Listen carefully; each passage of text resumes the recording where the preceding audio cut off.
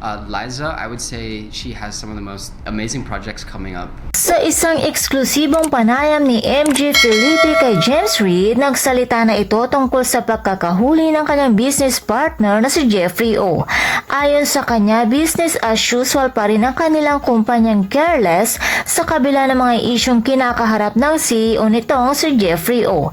Pag-amin ni James, nagulat din daw umano ito sa mga nangyari. Bagamat malaking hamon ito para sa kanilang kumpanya, madami daw umano itong natutunan at nananatili pa din silang matatag. Nilinaw din ni James na walang kinalaman ang ama niya sa pagkakahuli kay Jeffrey O.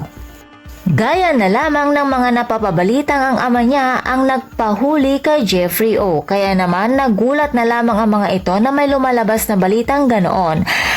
Ayon naman kay MJ, madami pa daw sana umano siya mga ilang katanungan tungkol kay Jeffrey O, subalit tumanggi itong sagutin ni James dahil sa mga ilang legal considerations.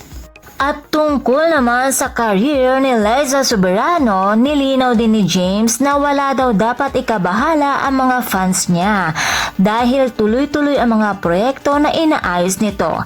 May mga pinaghahandaan daw umano si Liza na mga espesyal na proyekto para sa mga fans. Dagdag pa ni James, maliit man daw ang kanilang kumpanya, subalit napaka-hardworking daw umano ang mga ito. Samantala, ngayong Oktubre naman, i-release niya ang bago niyang single na kasama ang Korean star. Kaya naman mga chikadoros, abangan na lamang natin ang mga iba pang mga update tungkol sa kanila. Please don't forget to watch, like, share, and subscribe my channel and click the notification button para ma-notify ka kung meron akong bagong video. Thank you for watching!